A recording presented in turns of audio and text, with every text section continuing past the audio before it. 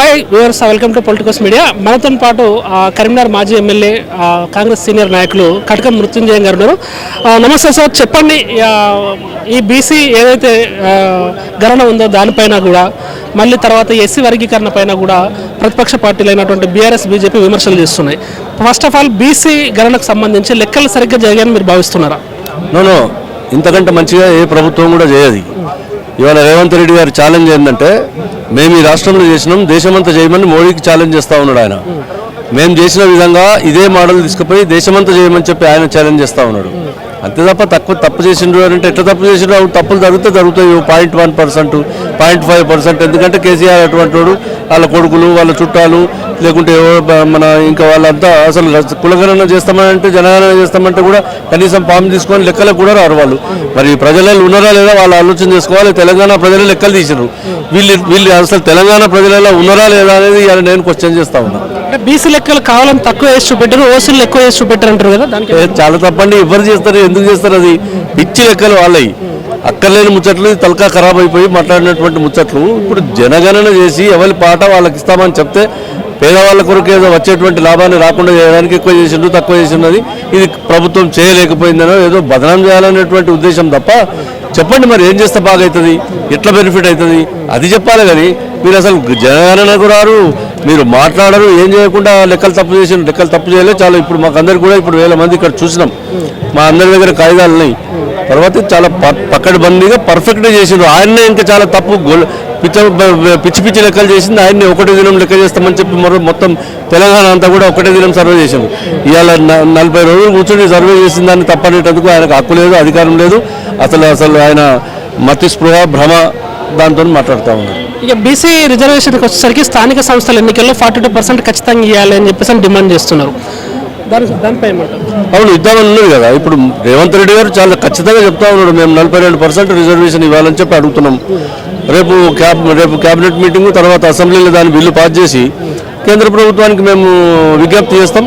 మరి రేపు దాని మీద ఇప్పుడు ఎట్లయితే తమిళనాడులో ఆ రాష్ట్రాలలో చేసారో అదేవిధంగా మనకు కూడా చేయాలని చెప్పి అడుగుతాం. అది ఒకవేళ కేంద్ర ప్రభుత్వము పార్లమెంటులో బిల్లు పాస్ అయిన తర్వాత తప్పకుండా ఇక్కడ 42% ఇవ్వాలనేటువంటి డిమాండ్తో ఉన్నాం. మా రాహుల్ గాంధీ గారి నాయకత్వం లోపల భారతదేశం అంతా కూడా బీసీలు వాళ్ళు ఎంత ఉన్నారో వాళ్ళంతకి ఇవ్వాలని. మన దగ్గర 42% ఉన్నారు. 42% ఇవ్వడానికి కాంగ్రెస్ పార్టీలో ఉన్న ఏ ఒక్కరికి అభ్యంతరం లేదు. మరీ ముఖ్యంగా రాహుల్ గాంధీ నాయకత్వం లోపల ఆయన్ని తీసుకున్నటువంటి నిర్ణయాన్ని తూచా తప్పక అమలు చేయాలనేటువంటి ఒక విద్యుక్త ధర్మంతో వాళ్ళ పార్టీ అంతా ఉన్నది.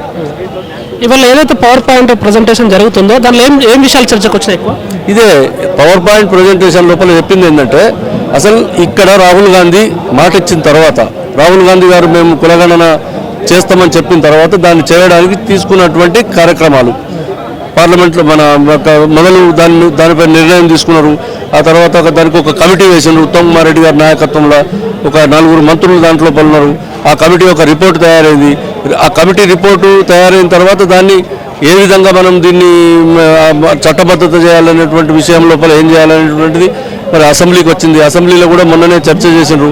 అది రాష్ట్రపతి సంతకంతో కూడా బయటకు వచ్చిన తర్వాత ఇవాళ మేము దానికి నిర్ణయం చేయాలనేది ఇప్పుడు పార్లమెంట్ లోపల రాజ్యాంగ సవరణ చేసి తమిళనాడు లోపల ఏ విధంగా ఏదైతే ఉన్నదో తెలంగాణలో కూడా అదే విధంగా చేయడానికి మేము ముందుకు పోతూనే ఉన్నాం. ఇవాళ అదే ఎట్లా చేస్తున్నాం అనేది మొదటి నుంచి కొన్నదాకా A to Z దాని ప్రక్రియ మొత్తం అందరికీ చెప్పడం జరిగింది.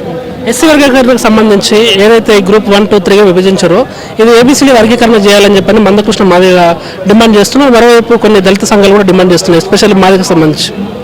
సరే, మా పార్టీ కూడా చాలా ఒక 118 సంవత్సరాల చరిత్ర కలిగినటువంటి party.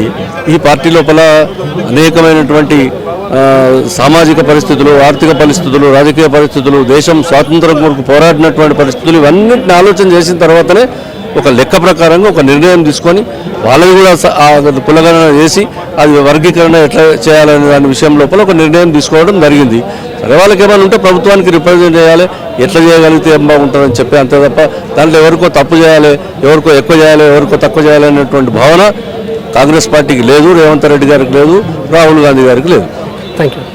Please subscribe to the channel and download the Politicos app from the links in the description.